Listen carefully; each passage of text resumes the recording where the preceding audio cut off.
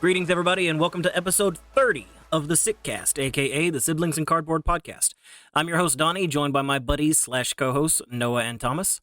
Whether you're a veteran card gamer or a first-timer just testing the waters, we are all Siblings and Cardboard. Guys, how about LA? Tell me about it. It was awesome.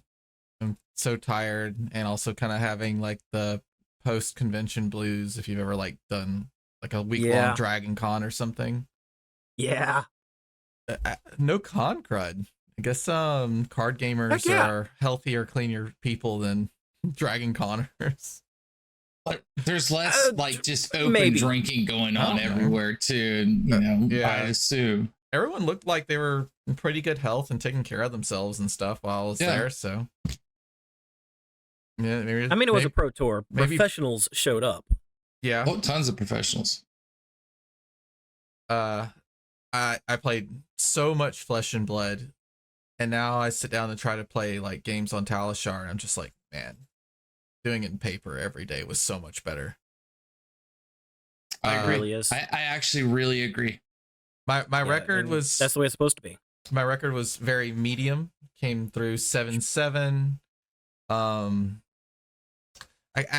didn't do great in drafts, so kind of like day 2 after the second draft, I kind of just played it casually, just played the rest of my matches out because I was essentially already out of the money. I was a little bummed with my draft performance after practicing so much, but So wait, just to clarify, you played both days in the Pro Tour? I did make day 2. Yeah, I did make day 2 at least. Which is a heck of an achievement. Mind you, this is your first Pro Tour. That was Let's be real. First goal. My second goal was to get in the money, and I didn't quite make it there. The side events are the real money. Don't worry about it. I did make it into the money in the side events, to be fair. Oh, shit. Side events are fun. Shout out to energy potions. Yeah, actually, those were the worst events. Because so many people would just start and drop them. Yeah.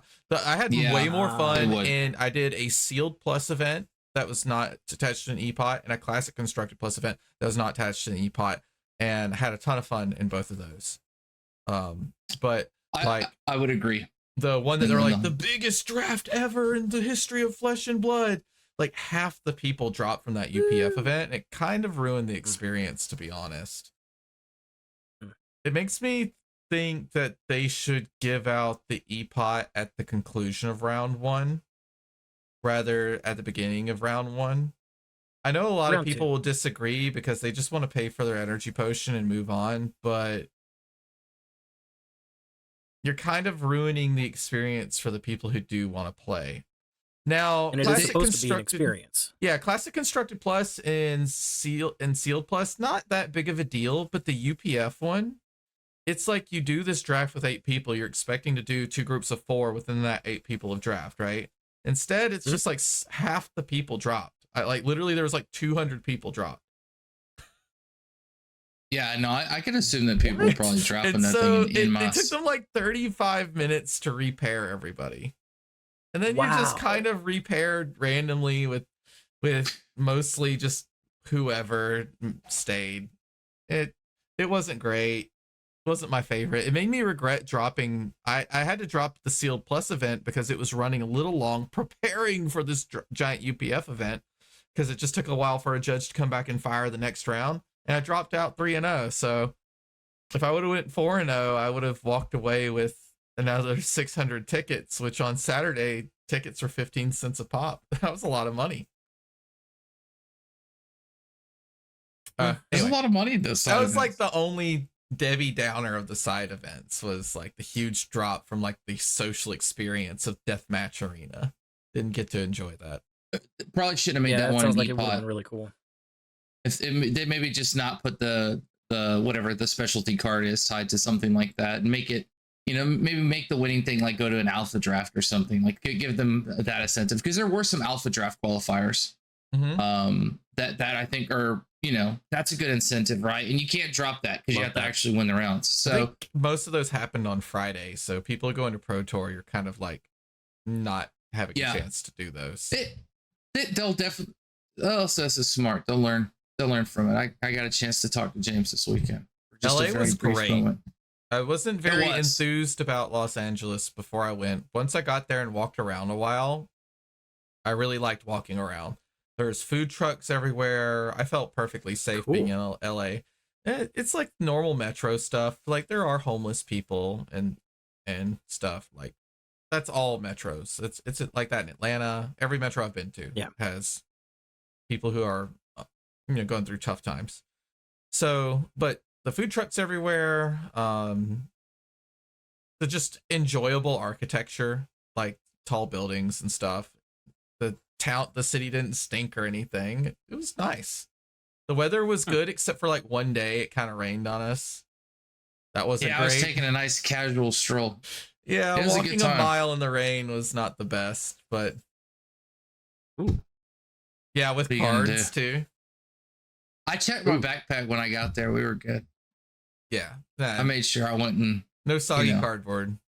No soggy. Like I played Levia, I had a good time. I didn't have any like weird non-functional games until the second day. I was kind of checked out anyway by that time, so I didn't really care that much. First round was Dromai. I didn't crush it. That one was close. Second round was Azalea. Never even got a foothold into the game. She just did Azalea things. Just constantly disrupt, constantly destroyed my arsenal.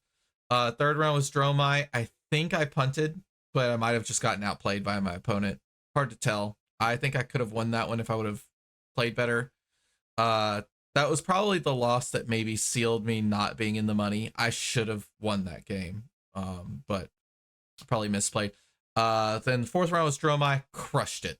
So yeah, 3 Dromais, 3 out of 4 were Dromai in the first day, which is fine. I'm on Levia. I have a lot of practice in Dromai. I'm a little bit teched into Dromai because I predicted Dromai was going to be pretty heavy in the meta, and she was. Went 2-1 first day in draft, which got me day 2. Had a 4-3 record. I was pretty satisfied with my draft performance on day 1. I went in with a strategy of ensuring 2-1. And that strategy was to draft Betsy. In my opinion, Betsy is like a very firm 2-1 hero, and felt good about it. I drafted my seat. Second day, drafted my seat again. Even afterwards, when I checked everything, I drafted my seat. I was a Guardian. It was a very good Guardian pod. There were 3 Guardians. No one had a shortage. I had 13 blues, and the blues were all good. So, but I went 1 and 2, and I was a little peeved because I lost my first round to a really close game, and then sat down to the second round, and it was one of the 2 warriors. And I'm just like, why am I facing one of the 2 warriors 0-1? And of course they crushed me. They had Blade Flurry in the deck, and yeah, and that's good. Yeah, I just got crushed. And so that put me at 5 losses, and 5 losses pretty early means that out of the money. But I was there. I played my classic constructed rounds, and I think I came out like 35 elo up through the whole experience because elo swings were so big. And my first round was against Mark Morrison, who had recently won the Calling in Hartford. He was the first Dromai I matched up with. I got a lot of elo from him. So I'm sorry, Mark, if I crushed your elo in round 1. My bad. Hopefully my elo will be a little bit higher and it won't be so swingy next time. But yeah, that was my Pro Tour experience. I played in the Calling, so I didn't get the same high level experience. But and there was a lot more Hatchet Dranthia. We're gonna talk about it, but there was way more than I initially expected. Because I knew Josh was on it the day before. He told me on Thursday that he was like, I flipped those coins, and I was like, that's good. He's like, it came up Dranthia. I was like, that's good. I think she's good. He's like, I don't know. And I go, what do you mean? He goes, it came up Hatchets, and I was like, that's even better. I said, that's real. Apparently so. I said, that's a real deck. I said, you gotta tell yourselves, you shore up your Guardian a little bit, you feel good about that. I said, it's just Dromai, but you got Cleave. You'll figure it out. So sometimes I you just played, gotta flip a coin. You do, especially when you're indecisive, because somebody has to make up your mind for you. Oh. So I played Hatchet Dory in the calling. I had all expectations to just try and make day 2 and have a good time. No real goal. I mean, if I made day 2, would have been great. That's pretty much it. Just so I had something to think about on Sunday. I sat down across from a Dromai in round 1, and it was a rough game. It was Big Dragon, and I really wished it wasn't Big Dragon. I ended up cleaving 2 Uvias. He put out 4 dragons in 1 turn. 2 of them were Uvias, and there was a bunch of Ashlings just floating around. And so I cleaved both Uvias, and I was thinking at this point, the guy's got to be like, well, damn, what an answer. Because like I even pitched a cleave on that turn. So I had 2 cleaves in hand. But I was like, all right. I was like, maybe we squeak this out. The extra HP on those dragons is tough because some of them you can't kill in the first swing going in. Mm-hmm. And you can't really kill them until the second swing. But yeah, it actually became a nightmare. I mean, just obviously I don't have as many reps into that. It's a tough one. It's not any better because of that.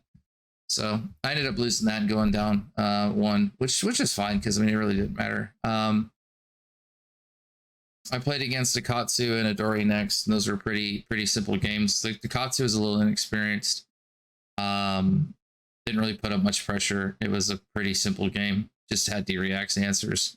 I pretty much overblocked every single attempt to use breaking scales. Like I just made the card useless. I purposely would put it 1 ahead. If you wanted to use it, you'd have to ancestral with it, and by that, go ahead. I'm all for that. You've got a little bit of experience playing against Katsu. Well, I mean, I also play as Katsu, so I kind of understand that. You know, like I like Katsu, but like I know he has his pitfalls, and he has to either have the natural combo, and when you get him down to like 2 cards in hand, or like 1 card in hand, who cares? What are you going to combo for? Go for it. It's not as bad as it'll be. The Dory was even more brutal because like I just know it. I told him I was like, I know the math. I was like, I'm pretty sure I know the math, and I got the D-Reacts. Hatchets is really favored into Dawnblade. Was it Dawnblade? Yeah, it was Dawnblade. Oh, 100%. It's like extremely favored because I can give up 3 cards, sometimes the whole hand, if I have Tunic plus take it on the chin agility token. So I can reset Dynamos off of a 0-card hand with Tunic. If I played Goblet before, or if I've played, especially if I played Goblet. So it's pretty nice. I mean, again, I don't feel bad in that matchup. It was a pretty nice matchup. So I was feeling good. We were on the upswing, and then I sat across from Blue Pitch's Nova, and he absolutely mopped me. I mean, not even like 1. I was already starstruck because I was like, he's on Victor, so correct? Good. He's on Victor, yeah. Mm-hmm. And it's an aggressive Victor. They're not lying when they say the list is aggressive. This isn't like, dude, he won every clash, won every trounce twice. Like, I mean, it was a bloodbath. You have like 6 attacks in your deck, right? Saw all 3. Yeah, he saw all 3 pummels in the first like 8 turns. I got pummeled literally on every single one. I could not actually set the block up to D-React. I just didn't have it. So I was fair blocking or getting punished pretty much like that. There was no way around it. It was rough. But it was a good game. And I mean, if you can lose to somebody, you know, it makes sense. That deck was losing to Blue Pitch is it's fine. That's right? acceptable. Dude, he was like, I was like a stone cold killer on Victor. Like the deck slaps. I mean, it was great. I mean, huge shout outs. They did so well throughout the entire calling in the PT as well. So I mean, they're a hell of a team. Yep. Then I played against a Kasai and a Levia. Kasai is a pretty unfavorable matchup into Hatchets. It was pretty easy. I had every single D-React at every time. I think the life was 26 or 28 to like 9 at one point. I guess it was Centauri Sabers Kasai. Yeah, Hot Streak Centauri. And then I literally back to back spill blooded him. In three turns in a row. Yeah, Hot Streak. 3 turns in a row, I spill blood him. And I was just like, I'm sorry, man. I was like, I don't know what to tell you. I was like, it's like I didn't really pitch it that way. I was just kind of thinking, man, I haven't seen a single one. And then all of a sudden it was like, hello, here we all are. So the issue with Hot Streak is that it's kind of like usually that deck is a little bit more tuned to try to occasionally get go again off the Hot Streak, and versus Story that just never happens. Yeah, he actually, he never got it, and he only ever got a 3 copper blood on her hands. He over like D-react or A-react once to get some copper on an Outland Scrimmage Spoils turn, and I didn't fully block the first swing. But that was it. And on 3 copper, I don't really care too much about your blood on the hands. Mm-hmm. The Leviah was a fine matchup. I thought he played it well, and then he just didn't block the Husk for some reason. I don't know. It was the craziest thing I've ever seen. He was sitting on 14. And I have 6 presenting, and I'm thinking, just throw the Husk. Like, just throw the Husk. The worst I do, or 17 he was on. And I said, just throw the Husk. Like, I take you down to 14. That's the golden. You're set. He doesn't. He throws a Command and Conquer in front of it. I go over by 6. I put him to 11. I break his Husk instantly, and he can't go consumed. I'm just like, well, I'm like, here we go. I was like, now I have a chance, because it went down to I was at 1 HP, and I had to like just disrespect the Reckless. But I was like, oh well, and then he told me he doesn't run Reckless, and I was just like, whoa. That attack reaction hit for like 9. Yeah, pretty much. That was one of the most valued attack reactions I've ever played. It was good, and then I lost to an Arachne of all things to lose to. I lost my winning, not really winning in, but I got paired up against a 6-1 Arachne, and I lost. I tell you right now, that deck is deceptively abhorrent. Maybe I'm just like bad, and that's probably right, but the breakpoints on that deck, plus the 86 different ways of getting over with the cut to the shit, like, you're playing against a warrior, and you also are playing against a deck that's going to get cards off the top, so you're playing a timed, like, sort of wide or long fatigue match. It's not really fatigue, but it is. But the Arachne's milling cards off the top, and will mill cards off the top, and is constantly contracting, constantly rebuying gear. The dude was great at it. I'm not taking anything. I mean, he played so well. He blew his dagger up in like the first turn, went back and equipped the Graven Call, Spider's Bite. Spider's Bite. He threw his Graven Call at me, and then concealed bladed and equipped Spider's Bite. I thought he was about to pull Nerf's or the Scale Peeler out. He had the reaction and Spider's Bite for a while. If he would have pulled out the one that made Dynamo useless, I'd have literally just conceded. Like at that point, because like Dynamo is useless into Scale Peeler, absolutely useless. It has piercing, so you can't block it, and once it's on, you can't use Dynamo. And there's only 3 taken on the chin, so you're going to give to that potentially to stop the dagger hit. It's terrible. But the dude was over there just throwing those daggers. He put Graven's Call back on with +2. Two for a poke is even worse. And so this guy's literally just throwing dagger 4 like over and over again. And I cannot pressure his hand out, because I'm literally either going to lose cards off the top and fall behind in the card race. It just, I don't know. The matchup was weird. Well, you probably should just like looked at it as kind of you needed to aggro into him. Probably. I probably just needed to throw every 3 swing hand into him over and over and over again. But you can't really do Arsenal either, because Leave No Witness and Surgical hits Surgical hits hand, but Leave No Witnesses is or rough. defense reactions. I mean, you have defense reactions. Put a defense reaction in there. It's good to go.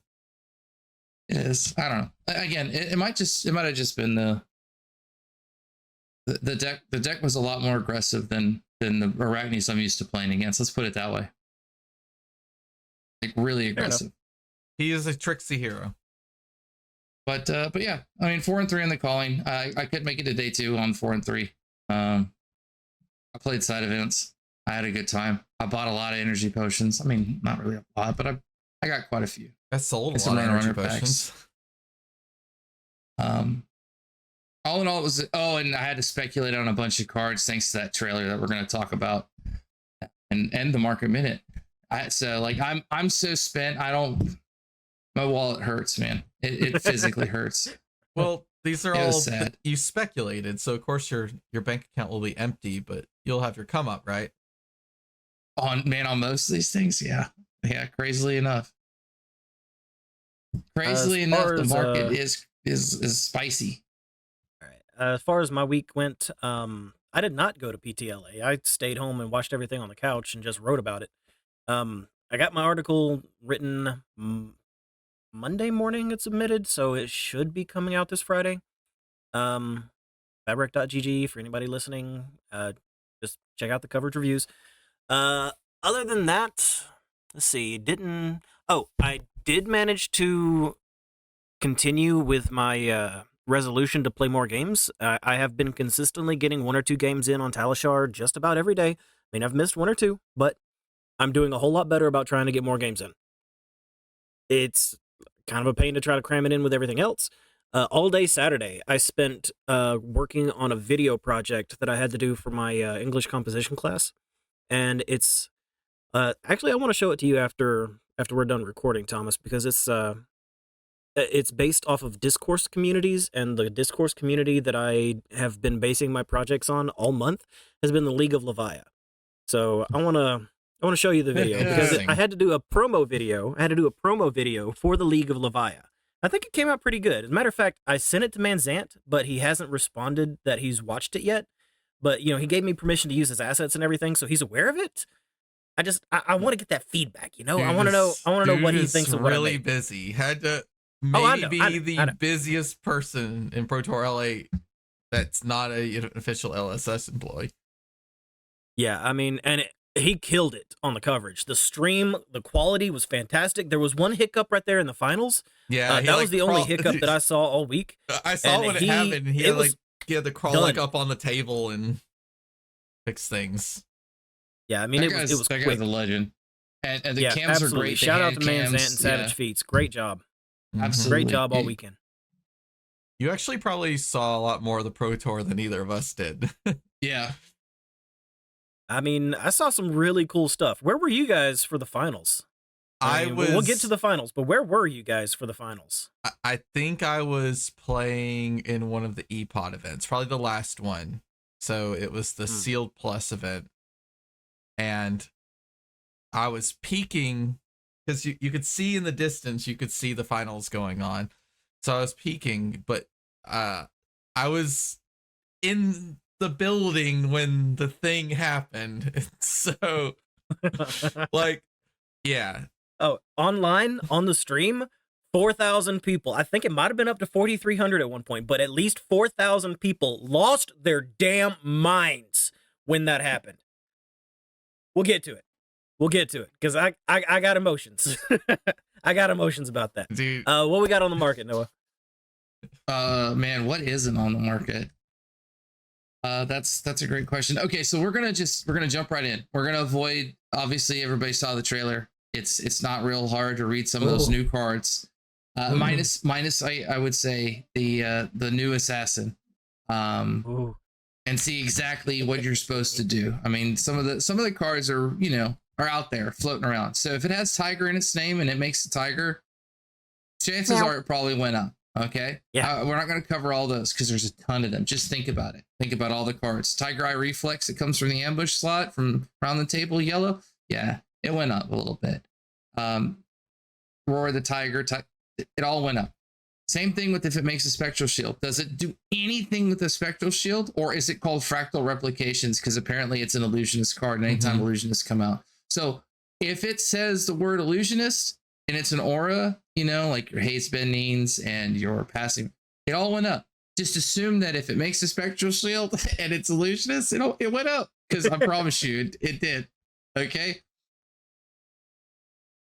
Stealth cards we'll get to. It's a tough world, but we're going to just talk about huge price spikes for whatever reason. This one was brought to my attention, and we're going to start with it. Nerve Scalpel. This is specifically the cold foil. I would assume it's non-foils and stuff haven't really gone up, but both main hand and offhand, there are 2 of them, one facing toward the left and right. They both have went up in the cold foil. It's a once per turn, pay 2 attack with go again. All daggers have piercing 1, so if it's defended by equipment, it gets +1. And Nerf Scalpel says when this hits a hero, the next time they defend with 1 or more reaction cards this turn, those cards have -1. So it's probably one of the best daggers that there is outside of Spider Spite. Spider Spite, yeah. And so it's a $80 dagger now is what it's sitting at right now. You can get them for $80, both main hand and offhand, and they were roughly about 40 or 50. I mean, 45, 50 was it? Maybe $60, but. So it's going up there. $80 is assassin a lot right now. $80 for a dagger is quite a bit. A modern cold foil majestic. It's majestic. They're all majestic. So that's Spider Spite. Okay.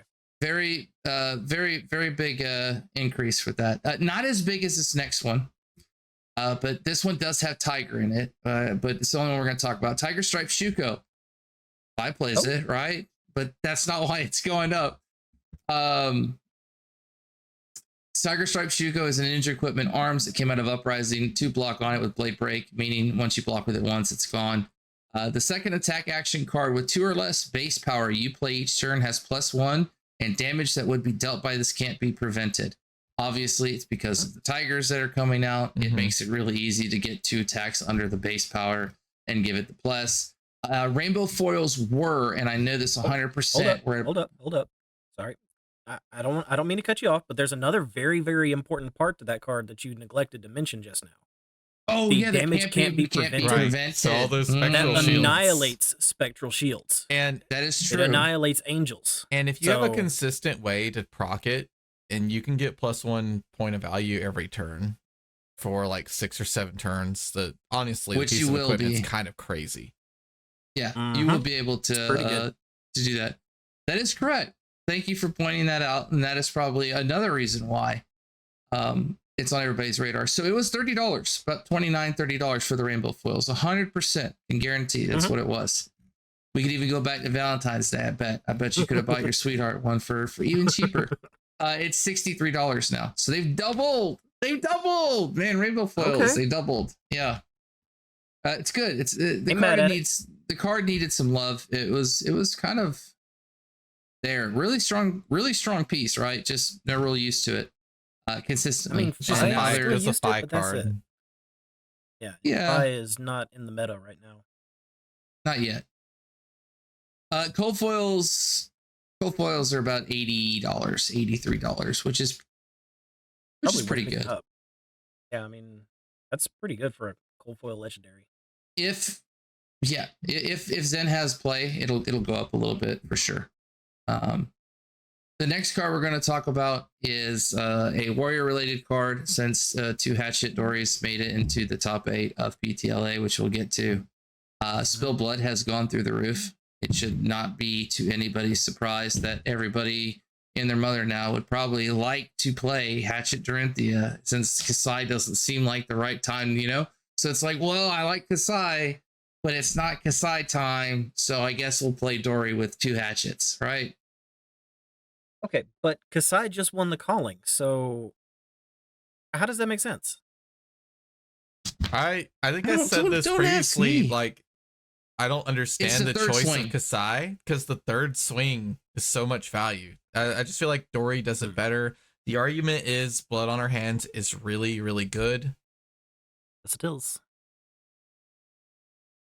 Yeah, but I mean, you have to concoct your entire turns around Blood on the Hands, like, and you don't have around the 3 swing. And if you're getting cards to block the first 2 axes, then you're not worried about it. You know what I mean? Like, the 3rd swing is the real value. You're either blocking the cards. Out, if you don't get the copper, you don't have a game plan anymore.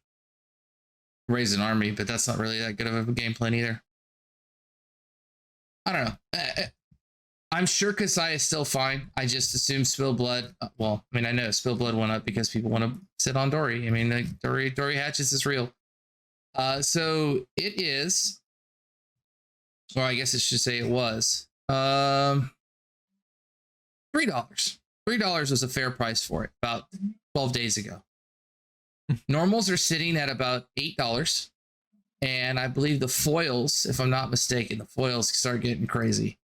We got unlimited foils are at 15, and then first edition rainbow foils are also 15. Okay, so I've seen them selling about $19, so they seem to have cooled a little bit, but Spill Blood has went up. It should be on your radar. It might go down a little bit. Dory Hatchets might not be the hottest craze. I know one reason why Dory Hatchets won't be the hot craze, and that's when Dromai leaves, but we'll get to that eventually. There's some decks that get to come back that I don't think Dory Hatchets wants to allow to go that late, but we'll get there. Okay. Unless they're gonna do some weird switch stuff. But Spill Blood is a warrior action. Actions you control get +2 and dominate till the end of turn. It's amazing. Blocks for 3, costs 1. It's for Monarch. It's one of the best cards ever, and it pretty much enables hatchets. It's your late game. You win the game off of it, or you don't when you sigil. You know, when you sink into a. We'll get there. Man, talk about that. It's still There's wild. so much I watch it every this week. I watch it every time, and I still can't get enough of it. The next is an Assassin Ninja piece of equipment. It is flick knives. It also spiked a little bit, probably since the new Assassin's coming out. People are excited. More people want to play Assassin. Plethora of things. It's a once per turn reaction. Cost 0. Target dagger you control that isn't on the active chain link deals 1 damage to target hero. If the damage is dealt this way, the dagger has hit, meaning the dagger effect applies.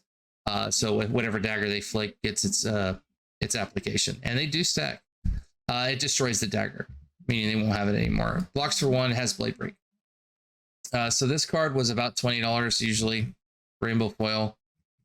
Maybe like 24, 25, but you could realistically pick it for 20. It's about 40, so it doubled as well. It's a class defining card, like more so than any other piece of assassin gear. Shriek Razors went up too, and I actually speculated on Shriek as well because I feel like you have to play both. We have no idea what the new Assassin's going to do. Flick is already widely used. Shriek doesn't have any use yet. I don't know. We'll figure it out. We don't know if new will use daggers. Like you don't know right off the bat. She could have a specialization that ties in with the way her whole hero ability works. It's funny you said that. Like I have to take those into account. I mean, I don't really have to, but if you're going to speculate, you might as well. So Redback Shroud was on my list as well, and it spiked a little bit because she could be all about attack reactions and making stealth cards hit and getting some kind of advantage through that or silver. I don't know. It just would feel really weird to put out another assassin that does daggers. And I don't know. It just, I assume they have something special for new. Black Tech Whispers are also on it. There's just anything assassin. Like Black Tech Whispers are already the quintessential leg piece, but nobody's really running assassins, so they're not as probably expensive as they should be. They're from Dynasty. They're battle worn. While Black Tech Whispers is in your graveyard, you can pay 2 silver. If you do, you equip it, so you can get them back. As an attack reaction, you destroy Black Tech Whispers and target assassin attack action card gains go again if it hits. So it kind of works like your were they Breeze Rider boots? Yeah, a little bit. This is like the primary more like payoff Snapdragon for silver in Assassin. Pretty much. Yeah. You buy these boots back. You get a block out of them. You use them. Give a card go again. Go a little wider. Buy them back. So they're not as like crazy of a turn up in terms of prices, but $30 and they've jumped up to 50, 55. So I mean, it feels pretty good. Good thing for those boots. They needed a little bit of love. The assassin class in general. The most recent one sold for 75, and there's some on here for 78. So and that's really what it was before. The cold foil really hasn't moved that much. Usually what happens when a class gets popular or a piece gets popular, the rainbow foil moves because it's the most accessible one. Unless they print like significantly better boots for new, she will be using Black Tech Whispers. Oh no, she definitely will probably be using Black Tech Whispers. They might have really good. Yeah. And then the last card we're going to touch on is Codex of Frailty, which has surged through the roof. Of course. I mean, it was already really high, but like a card that's at $45 already, that's a Majestic, right? It's already one of the most expensive. So 40, 45, and they're sitting at 65 now, like so it's now gone from like a $120 investment to get your play set to like almost $180, $200. Almost back up to what it was at the end of Outsiders. Yeah, it's going back to like, yeah. So people are hedging it. Obviously it's Assassin Ranger, so I mean at least it's a dual class, but we all know why people are spiking it. So we're not getting a new Ranger as far as we know in part the misfail. Not yet. No, we are definitely. But Codex of we've got like there's several more new heroes that are supposed to come out this year. This isn't a confirmation. This is the only 3. Oh no, there's supposed to be a ton of new heroes, right. And in fact, I think that they'll continue to, right? The meta is so like wide open, so they'll just open the floodgates. I wouldn't be surprised create a bunch of heroes and then bounce around it. I wouldn't be surprised if this is a 3-hero only set. It wouldn't surprise me at all. It is. Oh, it is? confirmed. It was. Okay. It was confirmed during 3 the heroes announcement. only. Yeah. Yeah, So- in Mistveil, there's only 3. Only 3 new or 3 period? There's only 3 period. It's Okay. a 3-hero set. Yeah, on the slides that James put up on the screen, 3-hero set. Okay. So that means the new talent type, Mystic, will be something that all these heroes have access to. And it'll be, I guess, a limiting factor to keep the other assassins, ninjas, and illusionists from getting access to the cards.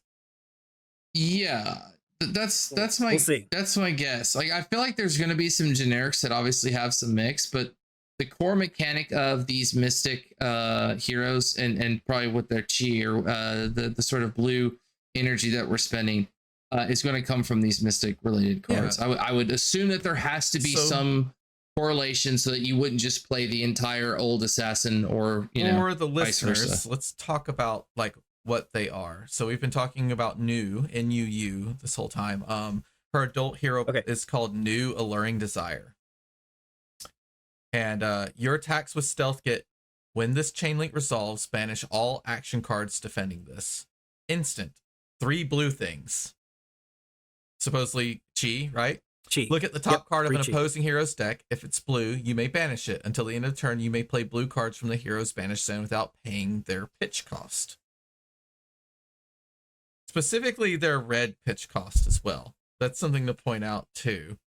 Because we don't know exactly how this new blue pitch cost is going to work exactly. Right. Yeah, nobody knows for sure what chi is, but from the moment I saw this hero on the trailer, I have been all about New. I've been talking so much trash on Twitter about this hero because this is my new main. Katsu, we don't know him. Fi, we don't know him. Uzuri, who's that? As soon as New drops, this is my main. This is my main. Oh my goodness. She literally looks like Dromai's sister. I love this aesthetic.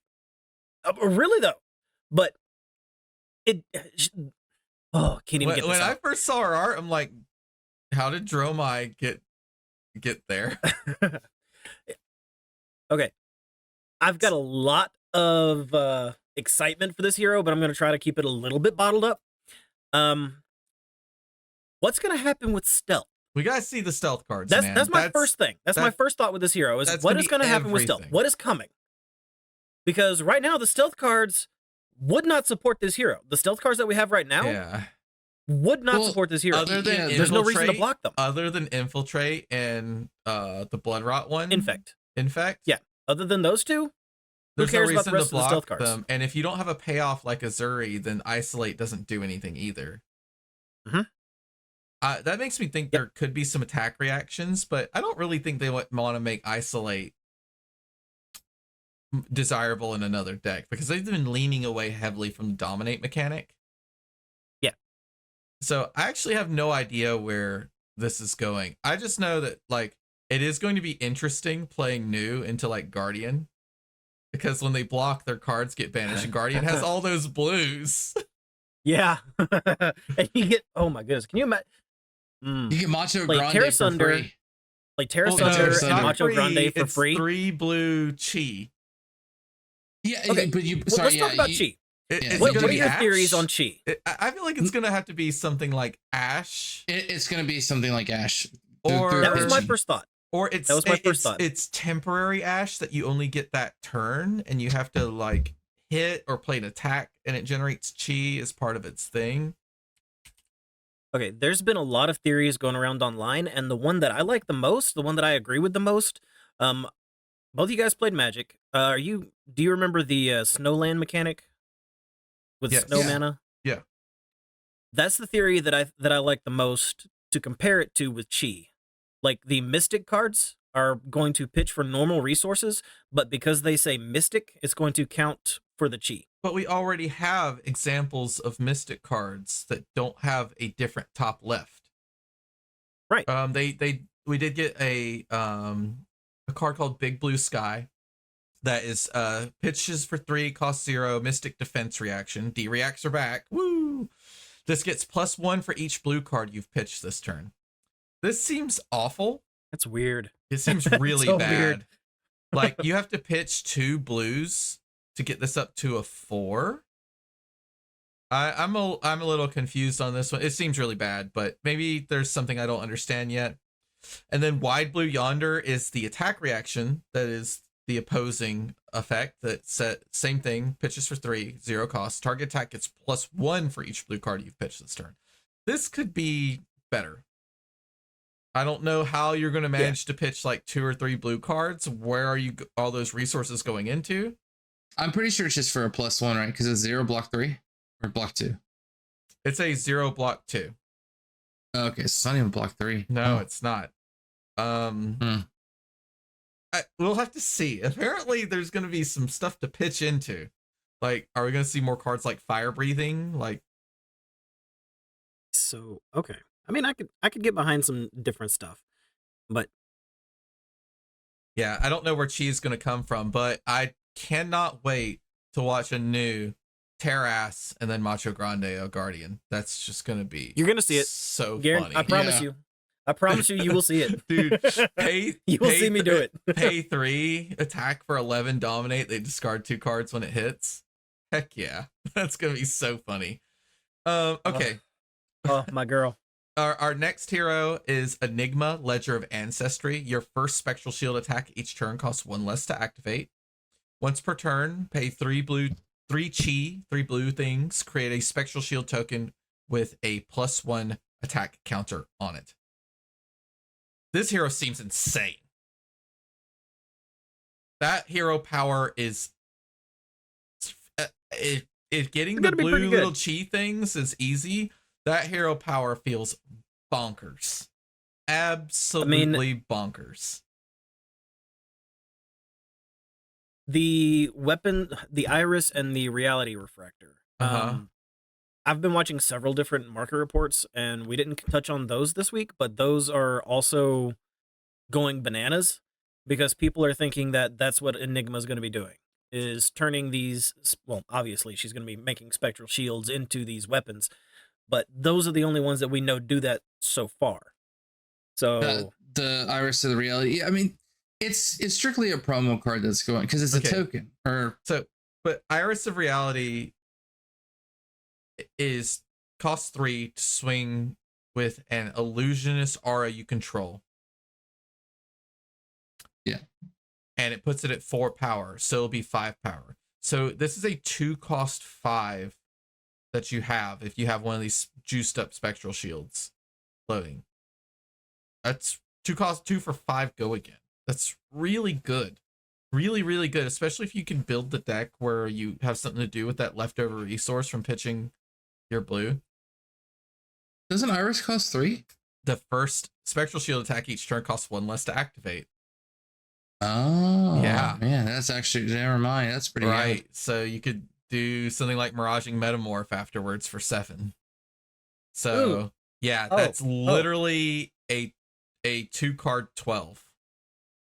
If you manage to keep the spectral shield floating around, right? Seems really strong. Tiger Strike Shuko obviously kind of messes that up a little bit, but yeah, there's a reason that's gotten up. Yeah. I feel like the design concept they took is they said everyone loves Prism. LSS loves Prism. People love Prism. People just didn't like the Spectra state that it created, along with the fact that you pitch 1 yellow and then swing with an army of spectral shields.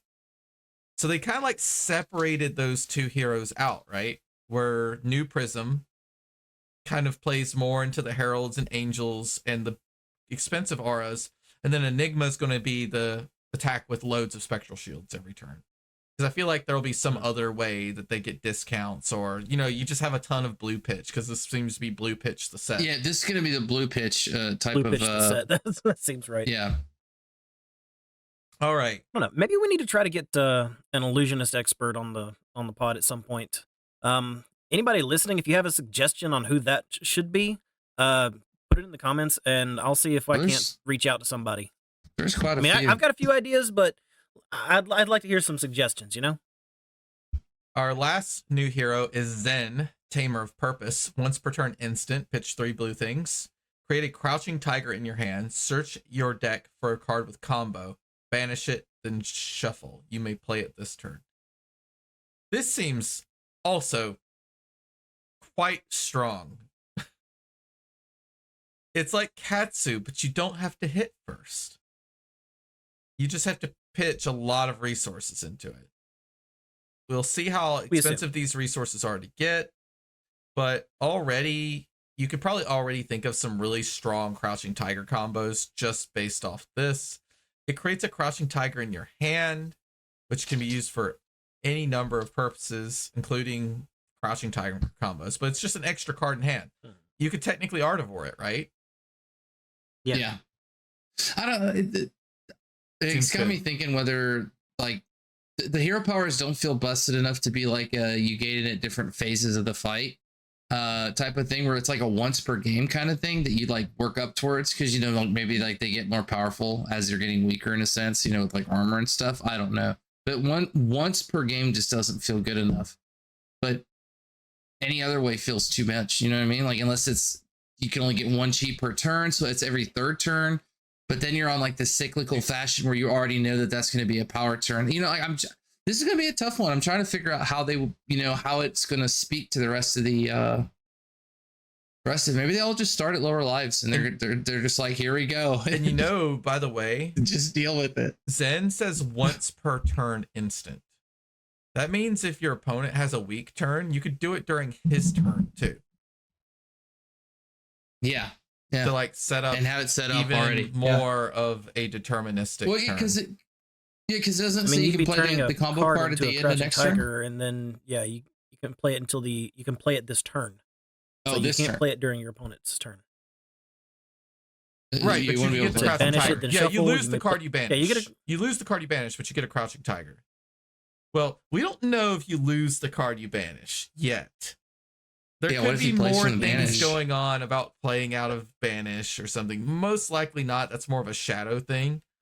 I just think there are some interesting dynamics already that we're seeing. That Zen wants to banish his own cards, but Nu wants to banish his cards for him.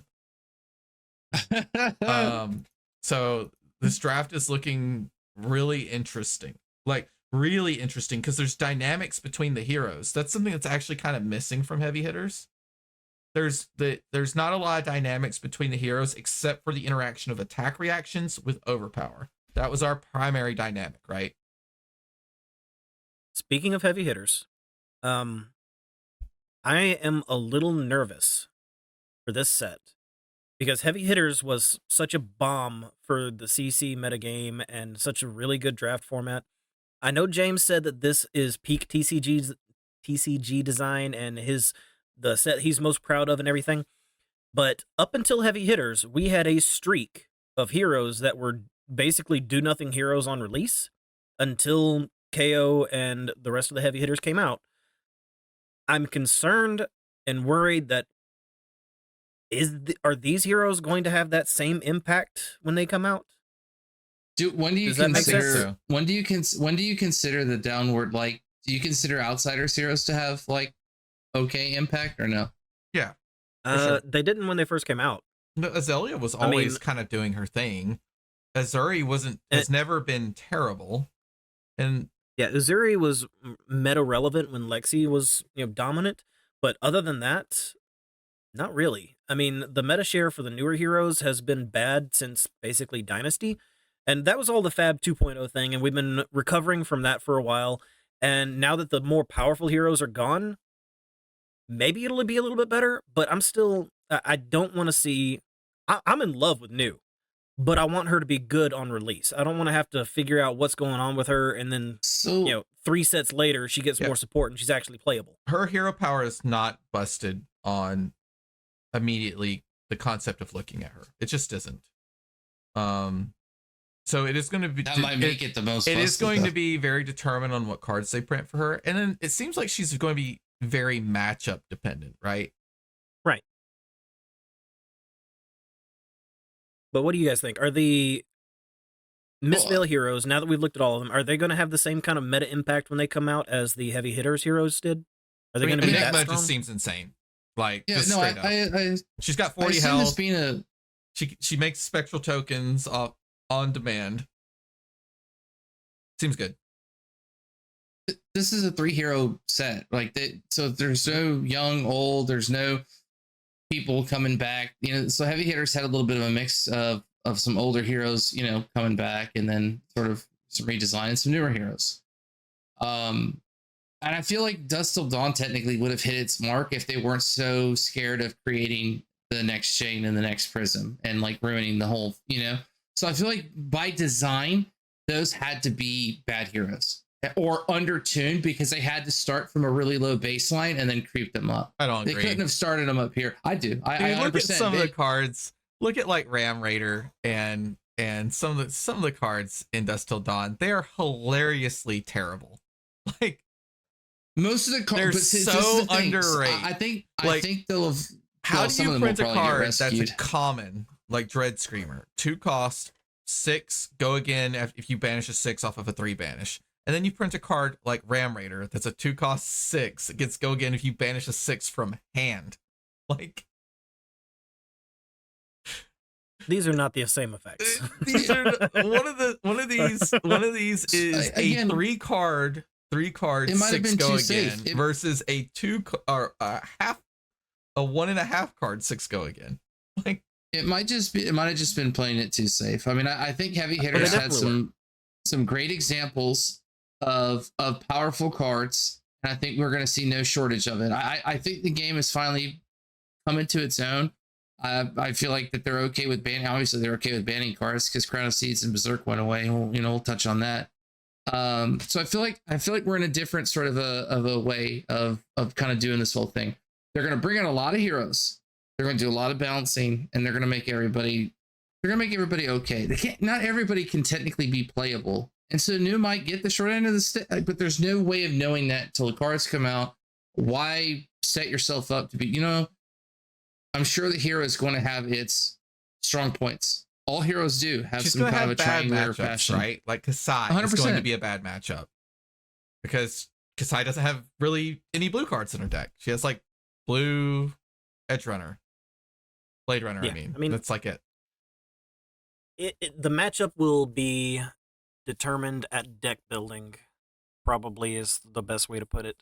Like Redline Uzuri only runs like 15 blues at most, so most of the time it's going to be, you're going to be banishing red stuff. And like the only good one is Surgical, right? Yeah, because otherwise, well, against the Uzuri, getting the blue stealth cards isn't terrible because it's still a stealth card. But that's true. You are stealing. We gotta get so much more info. We gotta get so much more info. LSS, I need more info on new. Where is it? Give me information. So I think the fact that you like, if the hero's fun and you have a lot of fun playing it, I think you just get good at it, and then you'll be one of those specialty players because there's good heroes in every class, even if they are like unplayable, quote unquote. I have never cared about getting a Marvel until now. I want that Marvel new. It is pretty good. I want that card. It looks pretty good. It is beautiful. I want that card so bad. I will have one. I want Young Enigma. I will have one. I want the full art Young Enigma. Yeah, that's pretty. Definitely pretty. Don't worry too much about it, though. I think these heroes will have surprisingly, this wasn't even the most hyped thing that was going on at ProTour LA. The most hyped thing were some of the games. Yeah. So, ProTour LA, I think, had a pretty diverse metagame. I think we mostly called it, other than maybe Bravo being prevalent. Yeah. It was definitely Victor. It was more prevalent. But the Dromai and KO, definitely good calls. I think we even said Dory as a dark horse. Yeah, but 29 Dories is actually it was heavily inflated because they brought all Dory, or majority of their team. Was it Runaways? The Runaways. Yeah. Majority of the people they brought, I think they said they had like 12 or 13 people, and majority of them were on Dory hatchets. So the numbers were up. So it wasn't even like real Dory per se, or is it? Or is this the realest story we're gonna get? You're utilizing a key aspect of her hero power, which is to swing a weapon, to swing twice. Twice. No, so it's not like you're like using just her specializations or something. You're actually, in fact, you're not using majority for specializations. I think you're using glint. That's it. Well, glint's not even a specialization. Yeah, you don't use singing because it's a sword, I think, and then you can't use, you could use Steel Blade Supremacy. I think it says target weapon, but I don't know what drawing extra cards would do because you're capped on 3 and you don't play D-react or A-reacts. So, except for the 6, like pump A-reacts, that is. Right. You've got like In the Swing and Blade Flurry. Yeah, that's it. Usually, most people do not go beyond the Aim to Swing and Blade Flurry, so it's literally 6. Yeah. So I throw a cheeky Iron Song response in there though. The top 8 was 4 KOs, 2 Dories, 1 Kano, 1 Dromai. One of the Dories was our good friend Josh Law from the Card Guys. So congrats to him on top 8. Congratulations. Sadly, the Dories killed each other because they got matched up in round 1. Josh got taken down by Maximilian Klein. Hell of a player, might I add. Absolutely. I didn't see it. How did the Kano KO game go? Because KO took that one down. I guess did he just roll the nuts and just like 2-shot the Kano? Do you remember? Mm-mm. I'm just gonna assume that's what happened. That's not one that I featured. When I was I'll have to go check on it. But I'm just gonna assume that the KO said, "Unga bunga, here's 30," and the Kano said, "Oh, it's only been 2 turns. I guess I die." I mean, that's what I assume. I did watch it, but it was so quick. I don't remember any details on it. And then it comes down to the finals, right? The Dory made it through, Maximilian Klein, and the other gentleman's name is Arthur Trehe. I'm assuming that's how you say it. Trehe. He had to get through quite a few nail biters too. His first he round, played through 2 KOs in the quarters and the semis, and those were phenomenal games. Those were also phenomenal games where he was on the back foot for the first part, like half of the game. Mm-hmm. Then he started chipping his way back and he started to establish the board and he regained control in both games and ended up clinching them both. Fantastic. It was fantastic to watch. This guy earned every bit of this victory. I mean, it was. He definitely had to. Brian Gottlieb said it was some of the best Flesh and Blood we've ever seen. That finals, in my opinion, was the best game of Flesh and Blood ever showcased on camera. So let's talk about the finals. The finals comes down to Dory versus Dromai. And this has been like always this weird mythical matchup with Dawnblade. Because like it's supposed to be like the Dory's supposed to charge up the Dawnblade and just like essentially 2-shot the Dromai. But this is Hatchet's story. Hatchet's story has access to things like Cleave, which can kill more dragons at once. And it's Redline, right? Still blood. The Dromai in particular is Redline because I didn't see Tumultai or it was like more Necry or anything. I mean, he was running Rabble. Right. I haven't looked at the list, but he was running Rabble. So, I mean, I don't think it matters a lot because the board state still is very difficult to handle. Oh no, 100. I just the HP's get a little different. Does do it much better because they don't spend a bunch of cards out of their deck to cleave down like 3 or 4 dragons in a turn. They could actually do that. That game was very, very close. Like it looked like the Dory had a pretty strong lead for a bit. And again, Arthur just seems to be the master of taking it down to the wire. And boy, was it a wire. Because this will probably be one of the most famous moments in Flesh and Blood history. Mm-hmm. This was the lightning helix of Flesh and Blood. The Dory plays a spill blood. We just talked about it earlier. +2 dominate on all axe attacks for the rest of the turn.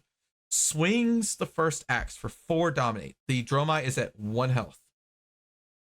He blocks for 3, expecting an attack reaction. He gets the attack reaction. It's a glint of the Quicksilver. He has to cover it with the defense reaction, the Sink Below, in order to not die because he's blocking 1 under. He gets to draw a card because of Reprise, and then we pass. but he sunk a card.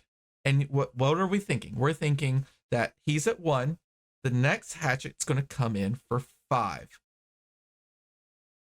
Arthur is dead. Nothing can save him. A sink below won't save him. That's what everybody in chat was Nothing saying. can save him except one card. There's exactly one card in his entire deck that can save him. There was 2 in there at the time too. But he had pitched one earlier, I think. And it hadn't gotten back around because this was still at the very end of first cycle. He had to draw a Sigil of Solace. He draws the Sigil of Solace off the sink below and has the cleanest poker face. No way. I'm telling you, you go back and watch those eyes. Stone. Man was cold. Just ice cold. There is There might have been the tiniest tell, but dude, this dude should just go play poker. There's my Lord. There's how do you contain the emotions of knowing that you cannot die this turn unless he drew an attack reaction to finish you off? He had no chance. But the thing is, he has to keep that poker face because technically, if his opponent knows he has a Sigil of Solace in his hand, the correct thing to do is to kill the dragon, because the board state was the Dorinthia was also at 1. There's a burn them all on the board and a Chromai. A lone Chromai, no ash. No ash. Lone Chromai. Technically, the Dorinthia could have just killed the Chromai and the game was probably just over. Because there's no board state left. The Dromai would have to draw something that creates ash and develops a dragon. And has to somehow keep a card to pitch into the thing to make ash. But the Dorinthia said, Maximilian Klein said, I'm going to try to kill you I've now. got lethal. Swings lethal. He blocks with a card. He plays the Sigil of Solace. He gains the life, goes down to 2. Swings with the Chromai and becomes the ProTour champion. It was... And 4,000 people lose their minds. How did the crowd not lose their mind when they saw them draw the Sigil? And the crowd has to keep the poker face too. Because they can't just lose it immediately. They have to wait. Okay. I'm sure that the people that were watching from the risers up above couldn't really see what the cards were when they were drawn. But on camera, we could see it. Well, the people on the risers behind the Dromai can see it, and they have to keep a poker face. And then the people you have to be able to recognize that art and know what's going on really well. I mean, it's a little complicated. The players are the players in the high risers, by the way, usually those were like the elite. Because there's only a handful of people standing up there. There's only standing room for like 10 on each side. But yeah, that was like a sporting moment. It was just so cool. It's like someone catching the Hail Mary in the last play of the game kind of thing. It was really remarkable to see that the one out, because that's what you want, it's right? Card games. You play your outs, and for you to be able to get that is remarkable. That was a really great game. Watched it all the way through. There was a couple of turns before that majestic turn where he had to take it on the chins that he just elected not to give himself the free agility token because he thought another attack was going in, and then Arthur puts it in arsenal and doesn't throw it. And you can see Max kind of like, yeah. And right there, I was thinking, dude, I was like, he got 2 of them. I mean, granted, it's all in hindsight, but I'm thinking, he got 2 of them. Like, get the agility. It's because it's a little bit of a different ball game. Then he actually kills the Chromai, and the Chromai is on the board at that time because he would have been able to get both dragons. I'm pretty sure. I don't know.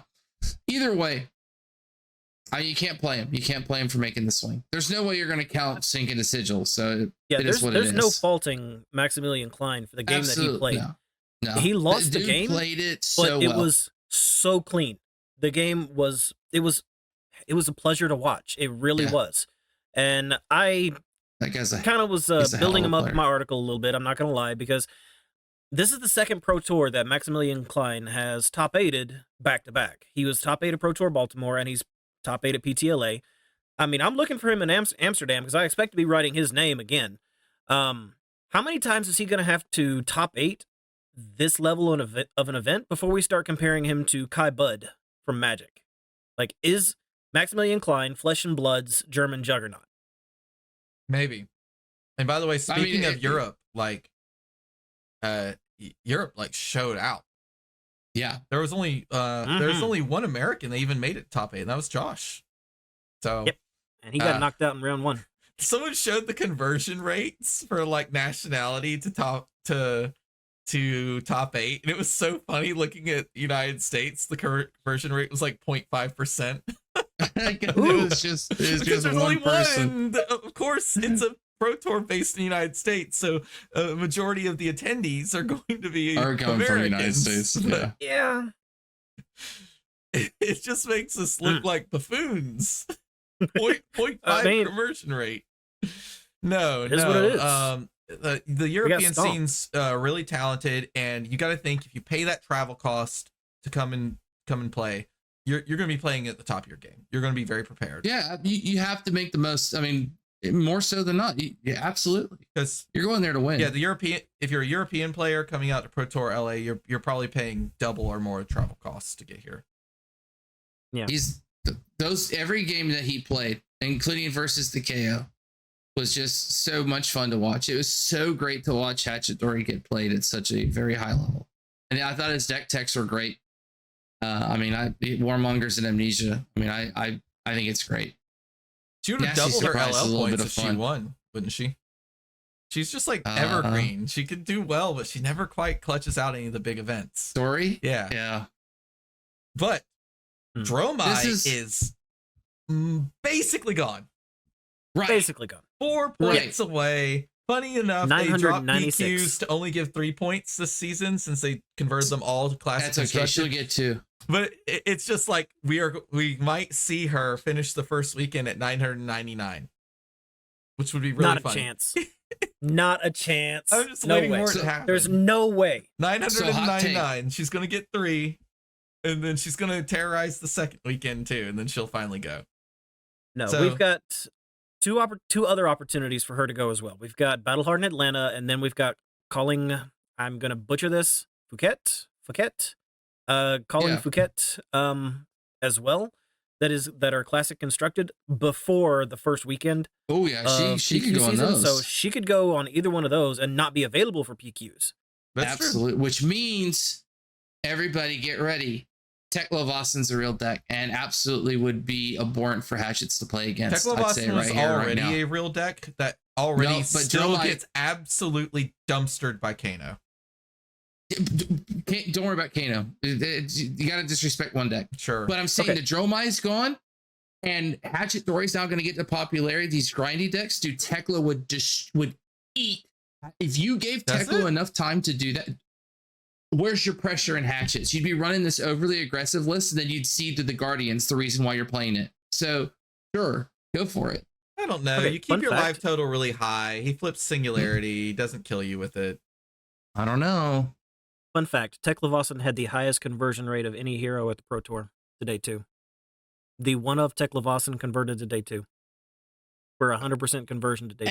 And that's not a conspiracy. That's me telling you Tekla Vossen is going to be the next hottest hero. He's a fine deck. I don't think he's that bad. He struggles in Victor. Any combo deck is going to kill him. So okay, sure. Like he's Lumina Bolton wall up. is just going to rip him to pieces. Nobody's going to play Lumina Bolton because Hatchet Dory's running around. He's going to wall up and he's going to take these Dories to town. With no Dromai, Lumina Bolton might not gets better, do it. Right? Tekla's out there, wall up. It's time. You know who also probably dumpsters Tekla Vossen? Prism. Nobody. Prism. No, he's got big attacks. He can pop them. Okay, I'm gonna play Singularity. That's cool. ALS, dog. He'll get around it eventually. Don't worry about it. Will he? Maybe. You can't even make the Prism discard cards. She just plays them all Something out as smells an like instant. copium out here. Yeah. I don't know what it is. Look, I think Tekla will be a fine deck.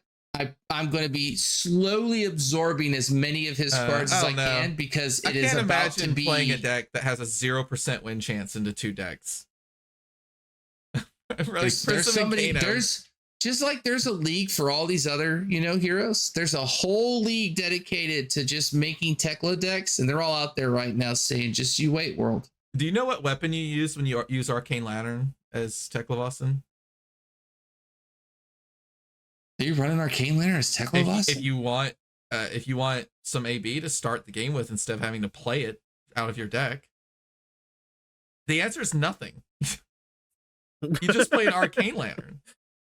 You don't have a main hand because there isn't a one-handed mechanologist weapon. Look, And you can't play 2 Arcane Lanterns because you only have 1 offhand slot. Yeah. So. Tekla's fine. Don't listen. Tekla player, don't listen. I promise. Dromite goes. You're free to move about the cabin. Bring it. Man. Every Dory Hatchet player now is going to make me go back and play like Dawnblade Dory, just so I don't even care how bad it is into it. But like now, I won't play the flavor. I don't think Dawnblade is terribly great into Tekla Vossen. Oh no, it's into Tekla, no, but you'd have to do that over the other way. You'd have to win fast before you'd win slow. Giving Tekla enough time to put armor pieces on is a terrible idea. And the hatches just don't put enough pressure. They do, but they don't. And Tekla can free block the entire time. He doesn't care. He'll block, banish, and then play. Yeah, I don't know. All right, so moving on, because we do have a couple other things to touch on that weren't quite on the show notes because they got added. The BNR, the ban and restricted list. Oh. Yeah, super solid. Yep. I've been saying, I don't know if I've ever said it on the podcast, but I've been saying Berserk needs to be banned since I started playing Flesh and Blood. It's pretty easy to read a card and say, this card screws up design. Yep. I own 30 copies right now, and I'm actually happy it's banned. I no longer have to worry whether they're going to sell or anything. It's yellow. It blocks 3. It only costs 1 to set play and set up. And it just gives this space where you could just play cards that draw and then discard, like Wild Ride, and it just goes to the moon in weird ways. And apparently it's more of a trap in KO. But if you look at when they designed heavy hitters, how many new draw discard effects did we get in heavy hitters? And the answer is 0. We got none. They reprinted Bare Fangs, they reprinted Wild Ride. They couldn't simply because of Berserk. You don't want to give more of those effects. Yeah. You know, also there's no cards that they added that discard and have go again as part of their discard effect either, like Barraging Bighorn. They didn't add any of those either.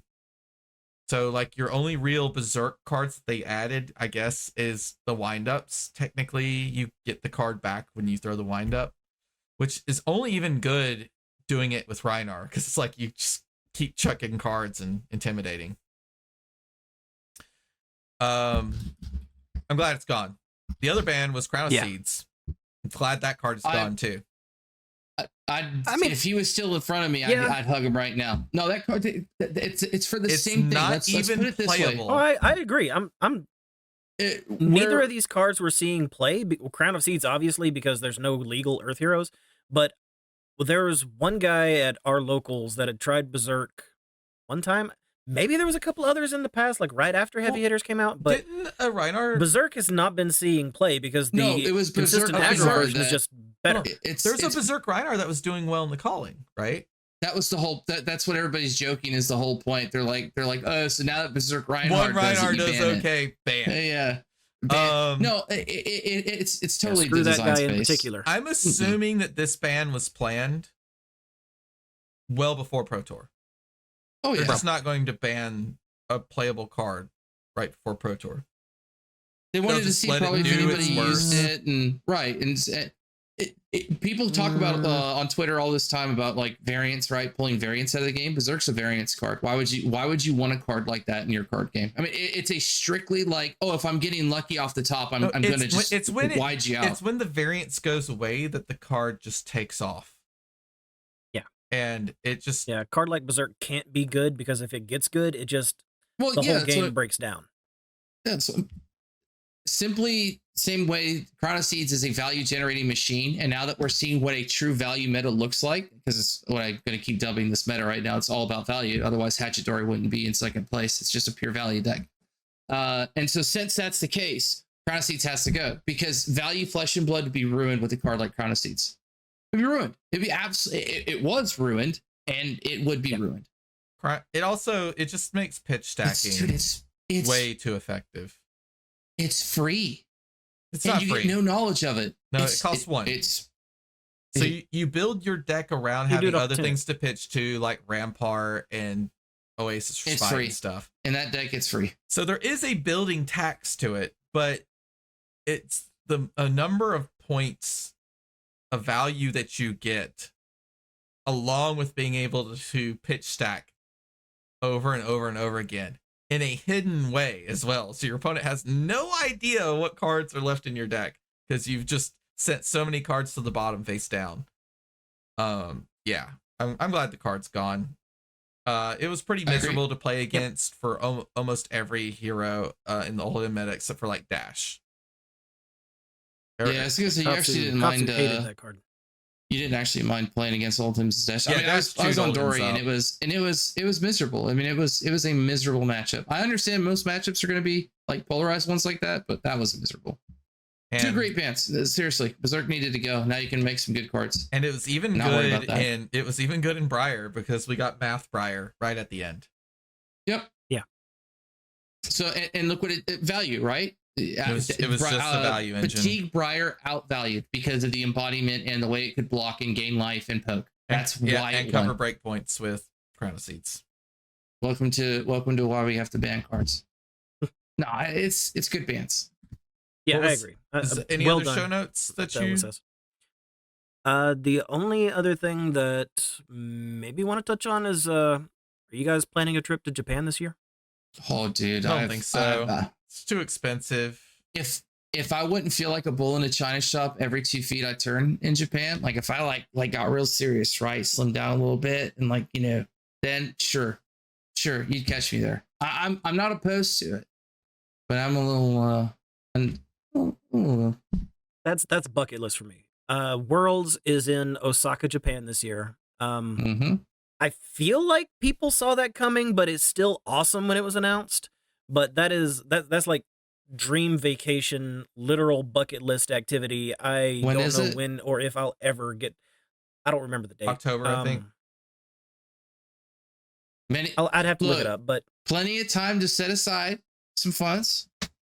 And we'll I'm married with 2 kids. I ain't said that's a lot of fun, my man. In the course of the next however many months. No, that ain't happening. I'd have to win the lottery. If I win the lottery, we'll go to Japan. Okay. You get some of those high dollar scratchers and nail it. Yeah. Look, if I hit big on Chumba. The trick to winning the lottery is you actually have to play the lottery, and I don't. So I gamble on everything. If snails were outside running right now on who could get, I'd gamble on it. Yeah. Other Scared than that, money don't make no money. I didn't have anything else on the show notes. I mean, it was a lot. We had a lot to cover. Peter did agree, by the way, for MinMax to come on the show whenever we want. So awesome. Open book. MinMax also, big shout outs to them. I just love them. It was great to see them. They're hosting the Chicago calling, which is amazing. I'm going to do my best to make it out there. He said we get to have a pizza eating contest. It's going to be an event. That's what we're going to do. He doesn't know if it'll be a sanctioned tournament, but don't ask me. I said, can we just eat pizza? And he said, absolutely. He said, we'll make it an event. I said, I got it. Got to invite Andrew. I got to invite Andrew. Talk about an event that I'm actually like I think I'm pretty favored in that one. Pizza eating, I'm in on it. I'm with you there, buddy. You got at least an 80-20. I got at least an 80-20 on that. I feel favored in that matchup a little bit. No, but the dude is a genuine soul. It's just always a pleasure meeting him, hanging out with him, all you guys at the booth. I love you all. I mean, and I got Dynasty, and it was a good box, good for case. Who'd be mad? But no, that's it, right? Yeah, I think, that's it. For the show That's all I notes. got. I feel like we hit everything really shallow, but we'd be here for 3 hours if we wanted to hit everything super deep. We're gonna touch back we'll into continue the to heroes, right? Because like the heroes are gonna come back into it. PTLA might have some market price. It'll all tie back in. We'll come back and enjoy this over and over again. I will be talking about new more. You will hear more about new from me at some point, and some point soon, probably. Honestly, as far as I'm concerned, Miss Vale is just the new set. That's all it is. It's the new set. Worn out that I probably won't have anything to talk about next week. I'm gonna just like sleep. It's also Easter this weekend, so I'll spend time with family. So this is a good. I'm out of town anyway until the night, so I probably, unless I play Armory on Saturday, there's one local here. I sat next to somebody from here when I was playing in the calling. He looked at me and he said, Sacramento. He goes, I'm from Sacramento. And I go, no way. And he says, yeah, you got to come on down to Final Cut. He's like, you got to play. We play on Saturdays. I was like, cool. Okay. Awesome. So I might end up at Armory. I might do some playing while I'm out of town. Show him the Dory. Show him how we roll down in the Southeast. All right. Noah, where can everybody find you, buddy? I'm glad you asked me that because it's a monumental day. I actually have Big Macs back on Twitch now. You can find me I'll at change it in the next podcast. /Big Macs. I have finally recovered. I had to wait 6 months for the name to go back into the pool. I got it again. You can also find me on Twitter at Big Macs Fab. I will be doing streams again, although you might even catch me gambling on it. I'm coming for my sponsorship jumper. But definitely when I get back in, I want to get settled back in, do my pack openings again. We're going to be breaking boxes. Even if I have to give you, I'll buy some boxes and we'll break them again. We'll have some fun time. We'll make some shorts. But we're going to get back into that. And I definitely want to play on Talishar. I'll probably be testing some things out in Dory or playing other decks. I don't know if I want to play in a world where everybody I sit across from is going to be a Hatch Dory. Just yet. Even though I think the deck's really fun. That was more of a meta call. I don't know if it's going to become the meta. Oh, man, I hope not. I think that was a what about you, powerful warrior that could beat Dromai. Wet the System, pretty much anywhere you could find me, except on Wet the System Fab on Twitter. Okay. And I am Draco Hominus87, just about anywhere social media is sold.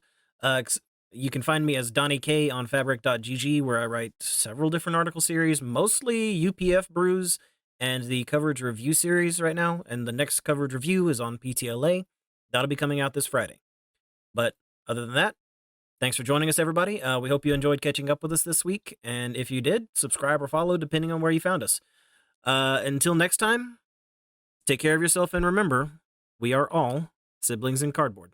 Bye, guys. Thank you, patrons. And you got to discard your cards. Thank you for discarding your cards at PTLA. Yeah, 3 times. I had 1, 2, and 3. You didn't even have to ask. Discard 'em.